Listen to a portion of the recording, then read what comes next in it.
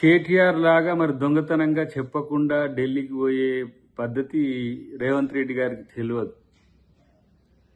ఈరోజు తెలంగాణ ముఖ్యమంత్రి హోదాలో పోతున్న పనులు అందరికీ తెలిసినాయి. తర్వాత బీసీ బిల్లు కొరకు, సామాజిక న్యాయం కొరకు పోతున్న మీటింగ్ల వివరాలు కూడా తెలిసినాయి. కానీ 50 సార్లు పోయిండు. ఆయనకు తెలిసింది టికెట్లు బుక్ చేసుకోవడం, ఢిల్లీకి పోయి ఉత్త చేతులతో రావడం అనేది నీ విమర్శ అయితే కేటీఆర్. ఇక్కడ ఢిల్లీకి పోయి ఏం చేసిండో ఒకసారి తెలంగాణ మోడల్ని అలా దేశం మోడల్కి ఎట్లా చేసిండో ఒకసారి చూసుకో.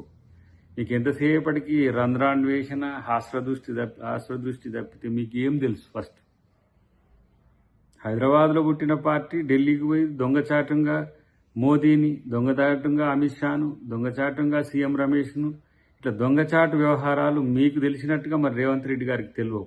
ఏదైనా బాజాప్తా ఇవాళ అందరికీ తెలిసే 50 సార్లు కాదు, 100 సార్లు కాదు, 500 సార్లు అయితే పోతారు. తెలంగాణ ప్రజల కొరకు, తెలంగాణ సమాజం కొరకు, తెలంగాణ ప్రభుత్వ ప్రతినిధిగా ముఖ్యమంత్రి చేసే అభివృద్ధి కార్యక్రమాలను సాధించుకోవడానికి కూడా ఇలా ఢిల్లీకి పోతాడు, కేంద్రాన్ని నిలదీస్తాడు.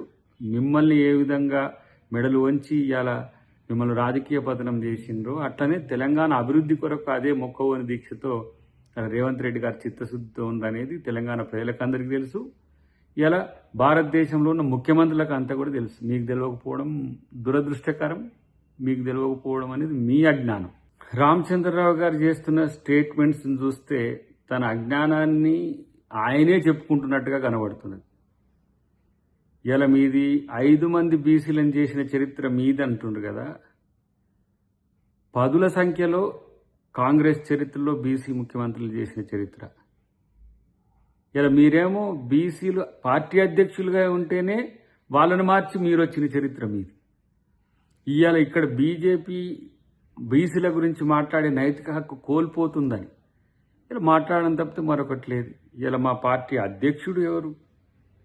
ఒక బీసీని చేసుకోగలిగినాం, మంత్రివర్గంలో స్థానం ఇచ్చినాం, కార్పొరేషన్ పదవుల్లో ఇచ్చినాం. రేపు 42% రిజర్వేషన్లను కూడా మేము ఇవ్వబోతున్నాం. ఆ ఇస్తే క్రెడిబిలిటీ బీసీలంతా కాంగ్రెస్ వైపు ఉంటారనే ఒక ఆలోచనతో మీరు చేస్తున్న దుష్ప్రచారాన్ని, దానికి మతం రంగు పులిమి, దానికి కులం రంగు పులిమి, ఏదో ఒక తీరుగా గతంలో మండల్కు కమండల్ మూవ్మెంట్ అని తీసుకొచ్చి ఏ విధంగా బీసీల నోట్ల మట్టి కొట్టినరో ఇలా తెలంగాణలో తెచ్చిన రిజర్వేషన్లను కూడా అదే విధంగా మట్టి కొట్టాలని చూస్తున్న బీజేపీకి బీసీలు బుద్ధి చెప్తారు.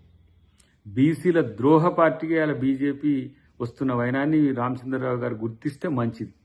ఎందుకంటే మేము కేంద్రంలో అన్ని మంత్రులు ఇచ్చినాము, రాష్ట్రంలో ఇట్లా చేసినాము, బీసీలను ఫస్ట్ తెలంగాణ కోసం ఇలా బీజేపీ ఏం చేసిందో ఆత్మపరిశీలన చేసుకోవాల్సిన అవసరం ఉందని చెప్పి వారికి సూచిస్తున్నాం. నీళ్లను, నిధులను, నియామకాలను మొత్తం తన ఇంటికే మలుపుకున్న కేసీఆర్ కుటుంబానికి ఒత్తాసు పలికే శ్రీనివాస్ గౌడ్ గారు ఇలా తెలంగాణ నిధులు ఏ విధంగా దుర్వినియోగమైనయో, తెలంగాణ నీళ్లను ఏ విధంగా ఆంధ్రాకు పోయేటట్టు చేసిండో ఆ రోజు మీరందరూ కళ్ళు మూసుకొని కూర్చున్నారు.